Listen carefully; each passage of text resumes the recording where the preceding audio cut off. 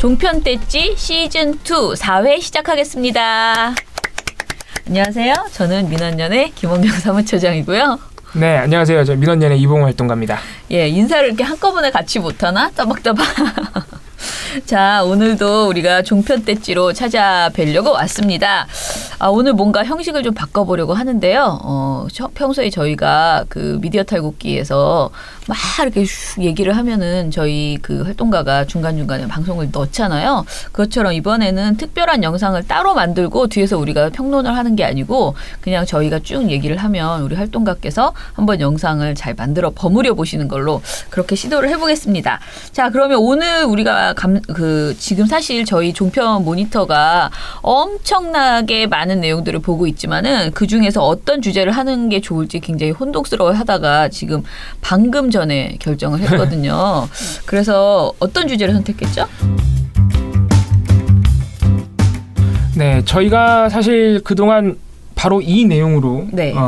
탈곡기도 나가고 종편대찌에서도 이런 종류의 발언이 몇 가지 나왔는데 네네. 그래서 이번에 아예 총망라를 해본 겁니다. 뭐냐면은 지금 이 시점에서 최대 이슈는 이명박 박근혜 정부의 여러 가지 범죄거든요. 네. 네, 너무 많아서 이걸 뭐 하나로 이렇게 줄일 수 없을 정도로 박근혜 네. 정부야 그 최순실 국정농단 네네. 이것도 있고 국정원의 돈 상납. 이명박 정부는 뭐 국정원과 군의 여론 조작 이런 네. 것들이 이제 주요로 꼽히는데 네. 이런 혐의점들에 대해서 종편에서 끊임없이 두둔하는 발언이 너무 많이 나왔다는 네네. 거죠. 그래서 저희가 도대체 그 두둔하는 방식이 어떤 방식들이 있느냐 네네. 그거를 저희가 한번 좀 3가지 정도로 추려봤어요. 네. 그래서 그 논리들. 그러니까 이게 어떻게 보면 이거는 이제 흔히 자칭 보수 세력이라고 하는 분들, 네. 자유한국당 등 이런 분들이 내놓는 지금 최근 내놓고 있는 주장들의 어떤 그 종류를 저희가 좀 정리하고 있다. 그렇죠. 이렇게 자유한국당과 보수신문 네. 그리고 종편이 다 같이 정말 한 입으로 이야기하는 이명박근혜를 감싸는 그 방식들 그것이 네. 뭔가 첫 번째가 뭐죠? 첫 번째는 이명박 박근혜 대통령이 그랬다는 증거는 없다는 주장입니다. 네. 네. 꼬리 자르기예요. 대통령이 네. 했다는 증거는 없다. 네. 네, 그런 거네요. 그런 주장입니다. 네. 일단은 지금 그런 꼬리 자르기식 발언이 저희가 3개나 뽑아놨는데 사실 되게 네. 주옥 같아서 하나하나가 네. 그중에서 어떤 것이 제일 나쁘다고 생각하세요? 저는 11월 10일 MBN 아침에 매일경제에 나왔던 박민식 전 자유한국당 의원의 발언이 네네. 저희가 최근에 뽑아놓은 저희가 지금 몇 개만 보여드려서 그렇지 상당히 많은데 네네. 최근에 나왔던 것 중에는 이 발언이 가장 네. 참 많이 들었지만 여전히 가장 나쁘다. 네. 예. 정황을 보면은 저 태블릿 PC는 최순실 씨의 소유이든지 최소한 최순실 씨가 사용했으리라는 강력한 추정이 있는 것은 사실입니다. 그렇지만 여러 가지 객관적인 정황상 이 A라는 사람이 범인인데 A가 극구 부인하는 경우가 많이 있습니다. 나는 살인범이 아니다. 근데 나중에 세월이 지나서 보면은 정말 우리가 전혀 예상하지 못한 그런 어떤 근거가 발생해서 이 사람의 말이 맞구나. 만약에 이게 최순실 소유가 아니다 하더라도 최순실의 국정농단은 국정 개입은 다른 증거로도 얼마든지 증명될 수 있는 거 아닌가요? 아니 그렇기 때문에 제가 지금 말씀드린 것처럼 최순실 입장에서는 다른 것에 의해서도 입증이 되는데 자기가 사용 안 했으면 굳이 저거를 부인할 이유가 없지 않을까 이런 생각도 들거든요. 근데 자, 이 발언 도대체 뭔가요 이게? 아니 근데 이거 너무 이게 작년 11월에 처음 이 최순실 국정농단이 터졌을 때부터 네. 자유한국당, 뭐 MBC, TV조선은 아닌데 사실은 MBC 이런 친박 세력이라고 해야 되나요? 이분들이 끊임없이 했던 주장을 이분은 아직도 하고 있는 거예요.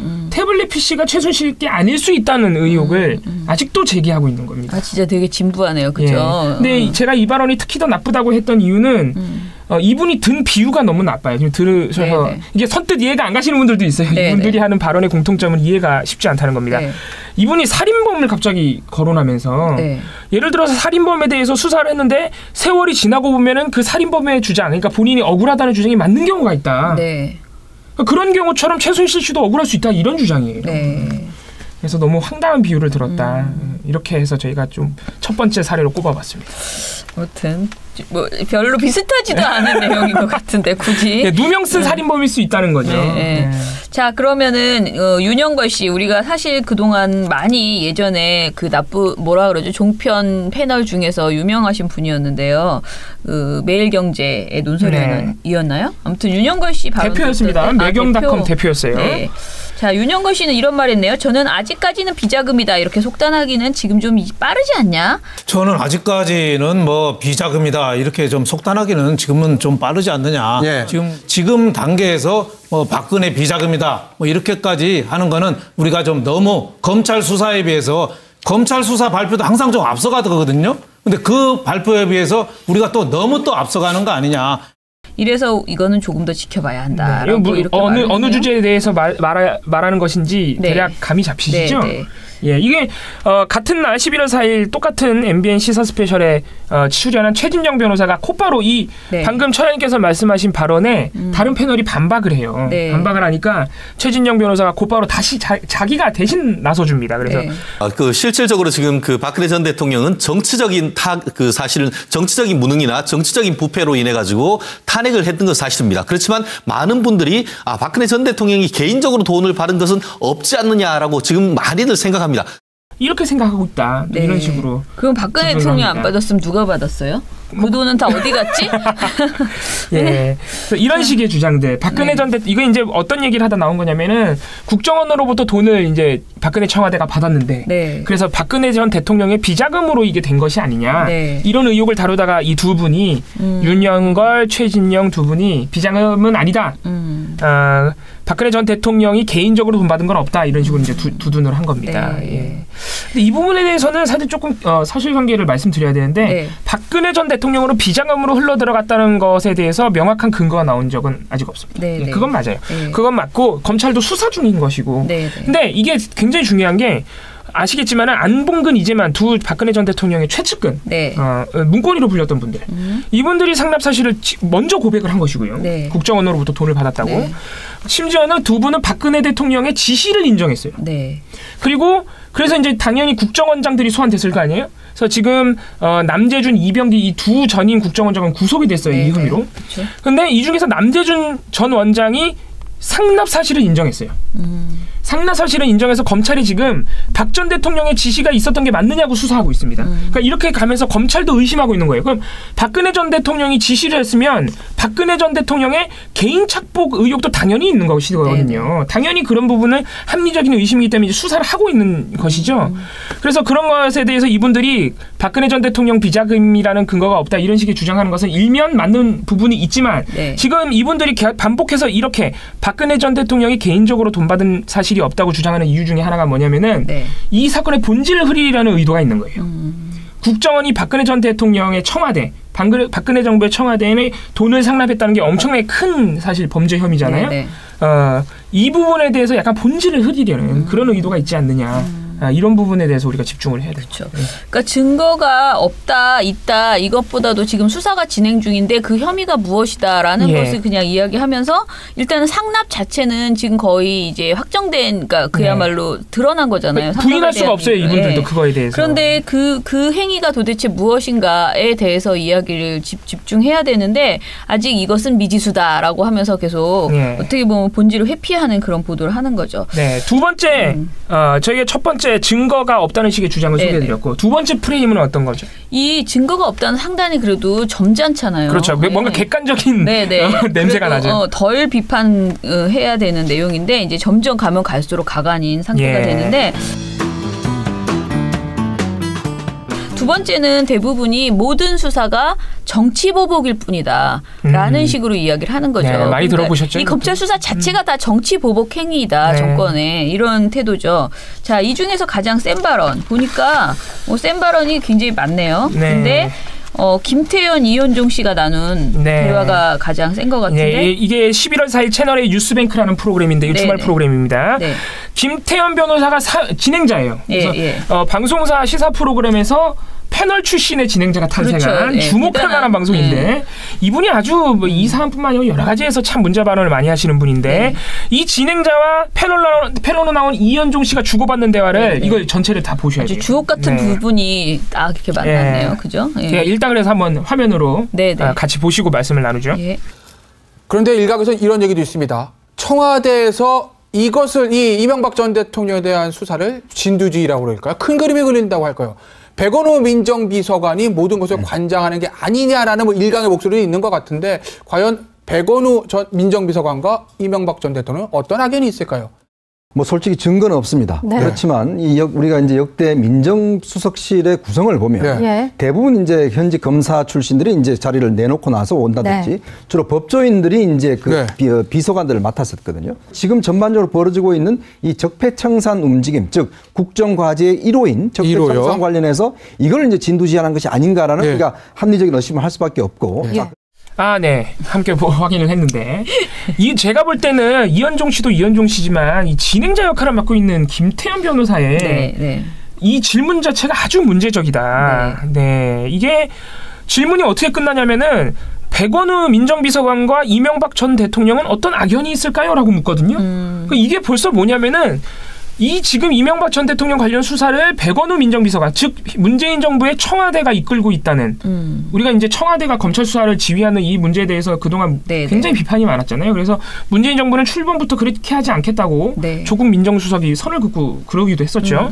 근데 아예 그걸 전제를 해놓고 그러니까 백원우 비서관이 이명박 전 대통령과 악연이 있으니까 이러는 것 아니냐라고 묻는 거예요. 진행자가. 전제 자체가 아주 매우 부적절한 확인되지 않은 사실을 지금 전제하고 있는 거죠. 근데 이 일각에서는 청와대에서 이명박 대통령에 대한 모든 수사를 진두지휘한다. 그러니까 백원우 민정비서관이 모든 것을 관장한다라는 것을 이미 일각에서 이런 얘기도 있습니다라고 했으면 여기에서 그냥 그쳐야 되는데 그 정도는 저희가 이해할 수 있어요. 이것이 어떤 악연이 있길래 이런 짓을 하는 걸까요?라고 질문의 내용이 진도가 확 나가버린 거죠. 그러면 그거를 질문하는 게 아니라 그 이제 청와대 지휘 여부를 질문하는 게 아니라 사실 전제하는 게 돼버리잖아요. 그러니까 이현종 씨는 솔직히 증거는 없습니다라고 또 그나마 뭐 없으니까. 근데 이분이 결론이 너무 이상해요. 천영께서 한번 설명해 주시죠. 결론이 너무 이상해서. 자, 결론이 뭐예요? 전반적으로 벌어지고 있는 이 적폐천상 움직임, 즉 국정과제 1호인 적폐천상 관련해서 이걸 진두지휘하는 것이 아닌가라는 우리가 합리적인 의심을 할 수밖에 없고 이렇게 이야기를 했네요. 증거는 없다면서 결론은 맞다는 거예요. 그렇죠. 또.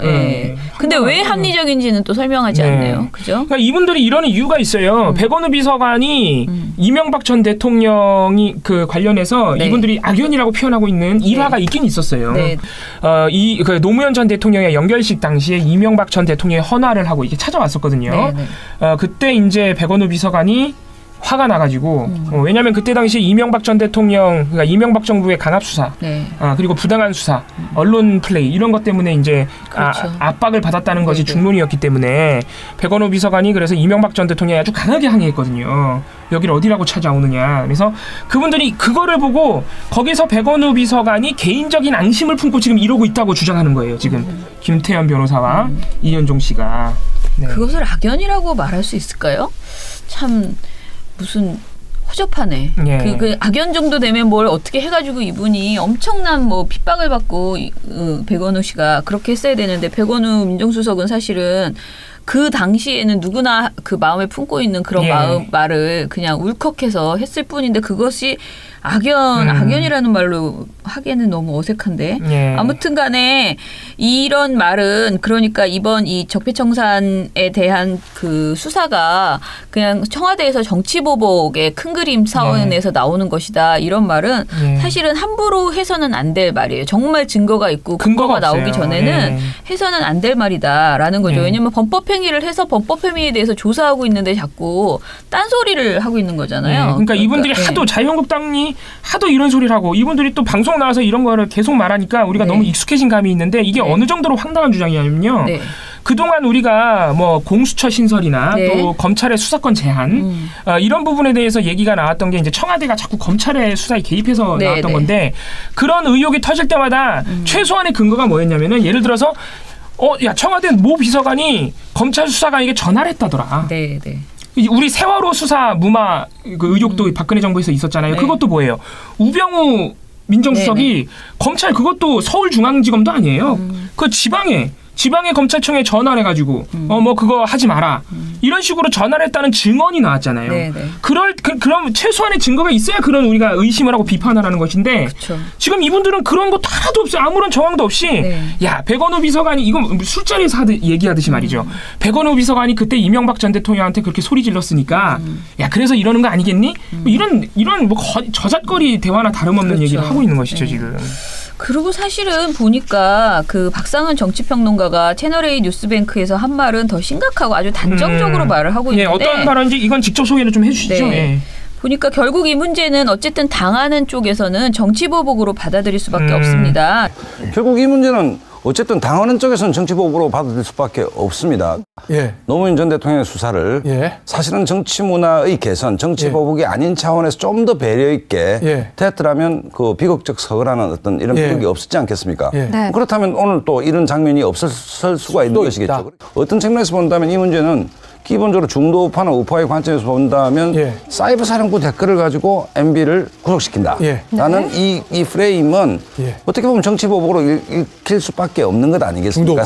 이분은 그냥 아무런 근거가 없네요. 이게 이제 도대체 나는 앞뒤가 무슨 말인지도 잘 모르겠어. 그러니까 앞에 말하는 정치보복 아닌 차원에서 좀 더 배려 있게 대했더라면 비극적 서거라는 충격이 없었지 않았겠습니까? 라면서 과거 시절에 너무 그렇게 했고 이번에 또다시 이런 보복을 하고 있다라고 말하는 것으로 이렇게 보이거든요. 그러니까 그때 당시를 짐짓 꾸짖는 것처럼 말을 해요. 그때 좀 배려 있게 수사를 했더라면 좀 배려 있게 했더라면 그래도 서거는 하지 않지 않았겠느냐라는 말을 하고 그런데 이런 장면이 늘 있을 수는 없다라고 말을 하면서 이제부터라도 그런 보복 정치 보복을 하지 말라라고 얘기를 하는 거기 때문에 지금도 그러고 있다는 지금 이 수사가 노무현 전 대통령을 돌아가시게 한 그런 강압 수사 또는 정치 보복과 똑같다는 주장을 하고 있는 것인데 그렇죠. 이거 아무런 근거가 없죠. 노무현 전 대통령은 지금 근거가 다 나왔잖아요. 논두렁식의 국정원이 그 조작해서 퍼뜨린 거 다 나왔잖아요.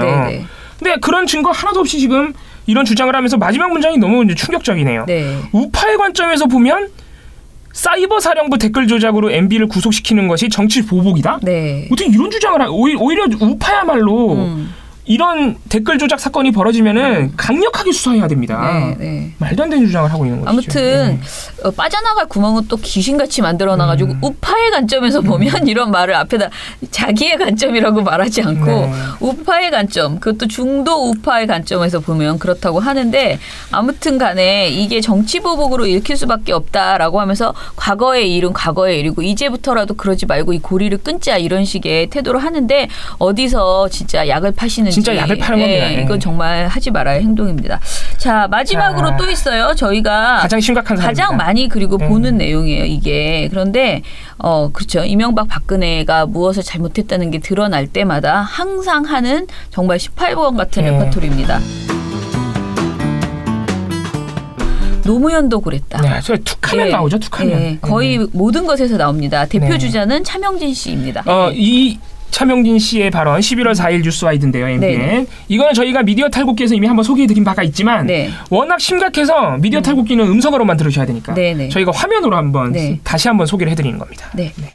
홍준표 대표는 이게 이제 소위 말하는 이제 보수 통합의 길의 시작입니다. 사실은 끝난 게 아니에요. 박근혜 전 대통령 출당이 한 바퀴였다면 나머지 바퀴를 끼워야 돼요. 하나가 더 빠지는 게 아니고요. 그렇죠. 나머지 바퀴를 끼워야 되는데 뭐냐? 친박 출당을 끼워야만 아마 제가 볼 때는 이제 보수 통합의 길로 제대로 갈 수 있을 거다. 지금 진짜 정치하는 분들은 뭐 생각하고 있냐면 이게 친노2가 될 건지 아니면 전두환식의 어떤 그 소멸이 될 건지 지금 이 과정에 대해서 예의주시하면서 고민하고 있어요. 친노2라는 건 뭐냐면 노무현 대통령 말기 혹은 그 이후에 친노는 사실 패적이었어요. 그 누구도 그 당시에 친노뿐만 아니라 지금 뭐 다 부활 얘기를 하시는 겁니까? 그 누구도 친노가 부활할 거라 생각 안 했어요.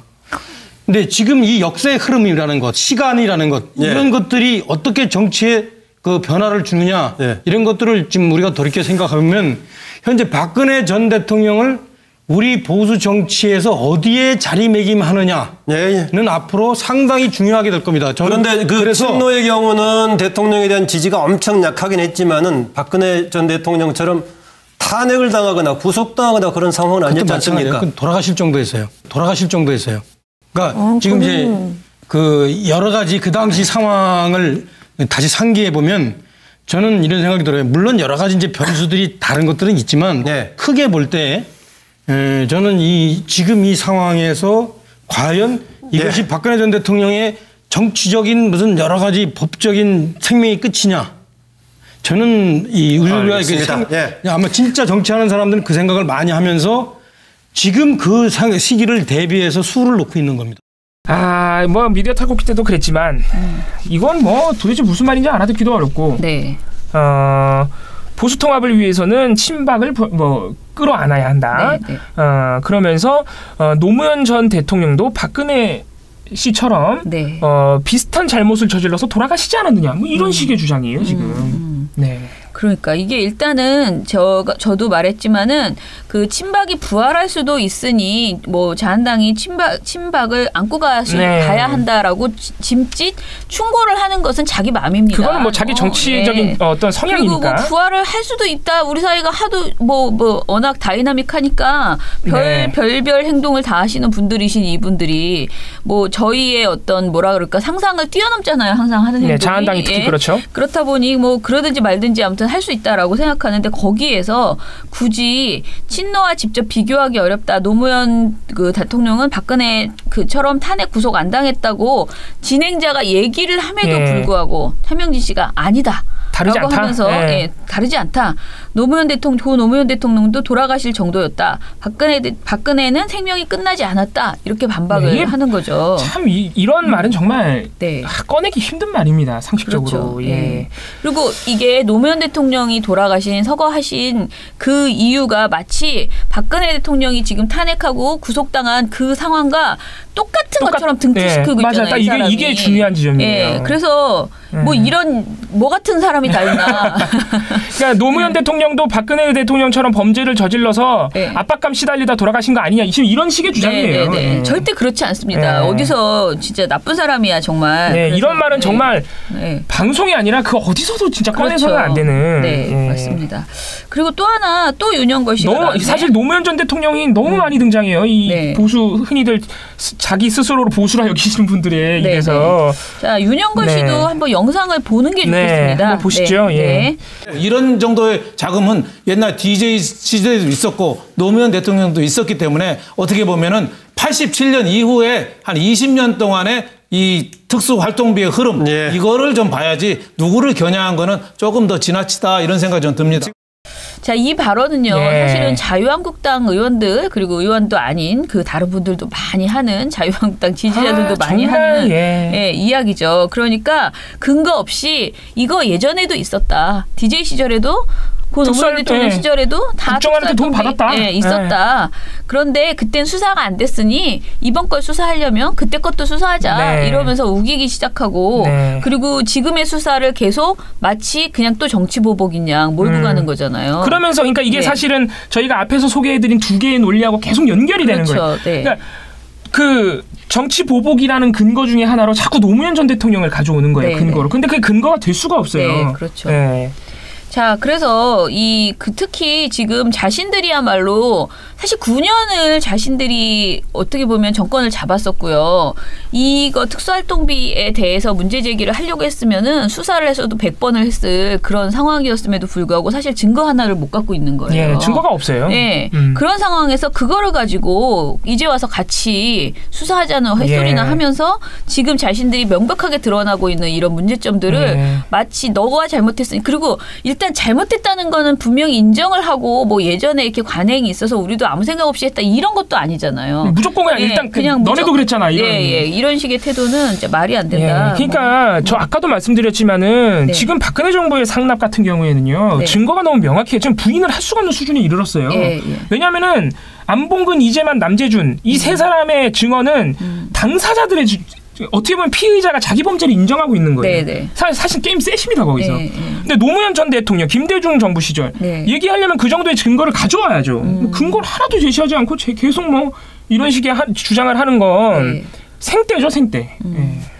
자, 이런 식의 발언들이 사실 저희에게 제보 들어오는 거를 보면은 대부분 비슷비슷하게, 그러니까 제보하신 분은 이런 말이 굉장히 세다고 생각해서 전화를 하시지만은 이거보다 더 센 발언도 계속 있고 사실 이 노무현 대통령 걸고 넘어진다거나 아까 말한 정치보복이라고 하는 말들은 종편에서 그냥 틀면 나오는 것 같아요. 네, 맞습니다. 이 주제가 또 워낙 많이 나오기 때문에 이 주제를 다루면서 아예 차라리 이따위로 다룰 거면 안 다뤄주는 것이 차라리 나을 텐데 이명박근혜 관련된 그 수사를 계속 다루긴 다루는 데 그것을 다루면서 계속 이것은 그 어떻게 보면 이걸 다루는 것이 그들의 문제를 알려주려고 하는 게 아니고 문재인 정부가 잘못하고 있다는 것을 고발하는 형식으로 그렇게 이 주제를 다루고 있는 것 아닌가 그런 생각이 들고, 그렇게 가져가려면 반드시 아까 말한 증거 없다. 그 다음에 이것은 정치보복이다. 그리고 노무현 때도 그랬다. 이 세 개 논리를 계속 이렇게 혼합해가지고 그냥 이렇게 프레임을 만들어 나가는 거죠. 그래서 적폐 수사가 문재인 정부의 굉장히 문제적 행동인 것처럼 이렇게 끌고 나가는 이런 내용을 지금 종편이 계속 흔들어 이렇게 하고 있다라고 보시면 될 것 같아요. 자, 오늘 우리가 다룬 내용 중에서 그래도 최악의 발언, 우리가 그래도 그 맴매지수를 너무 많아요 오늘. 내용을 근데 진짜 하나 정해야 되는데요. 저희가 4회째인데 그동안 소개해드렸던 많은 방송 내용들, 뭐 TV조선의 첫 시사 탐사보도 프로그램도 있었는데 오늘 만만치가 않습니다. 정말로. 그래도 일단 맴매지수를 정하기 전에 누구를 맴매할 건지부터 뽑아야 될 것 같은데. 그러게 말입니다. 근데 차명진이 제일 센 것 같습니다. 그런가요? 차명진 씨의 발언 중에서 그 노무현 전 대통령은 돌아가실 정도였다. 요거 말씀하시는 거죠. 친노의 경우는 대통령에 대한 지지가 엄청 약하긴 했지만 박근혜 전 대통령처럼 탄핵을 당하거나 구속당하거나 그런 상황은 아니었다라고 진행자가 말하자 그것도 마찬가지입니다. 돌아가실 정도였어요. 두 사람 똑같다 이겁니다. 여러 가지 그 당시 상황을 다시 한번 살펴보면 이런 생각이 들어요.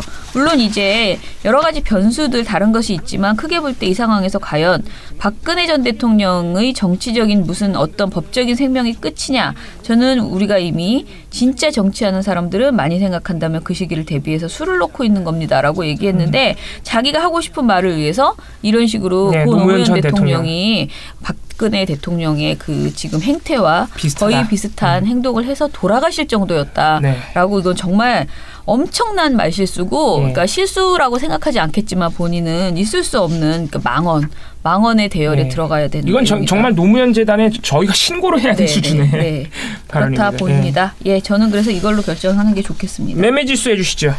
맴매지수 5대 가겠습니다. 5대가 잘 안 나오는데. 최악의 왜냐하면 이분은 이렇게 하면은 이렇게 반 잘라서 보여주시던데 짝짝짝짝짝 이렇게 5대는 분명히 가야 되는 그런 분이라고 생각을 합니다. 처음 아닌가요? 5대? 그렇죠. 저는 처음이에요. 지금 4회 만에 처음으로 5대가 나왔네요. 왜냐면 이분은 약간 가중처벌을 받아야 되는 그동안 너무 반복범이에요.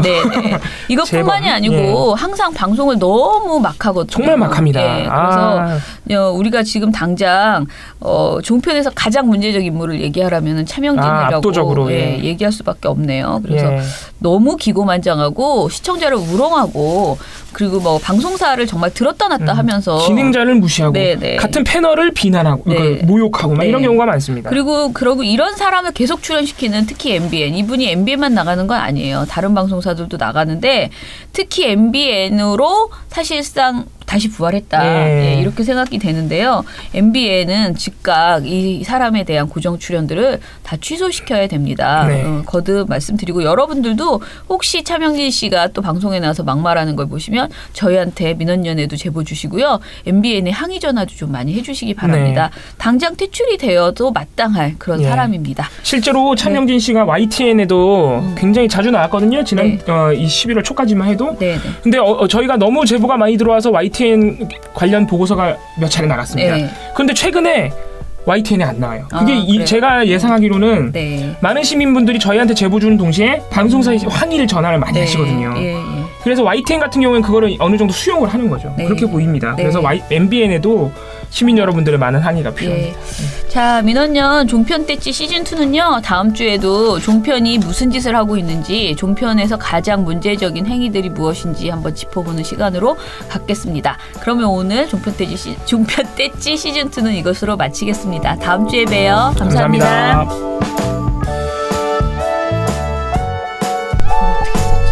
종편 떼찌 그냥 그렇게 이렇게 했어.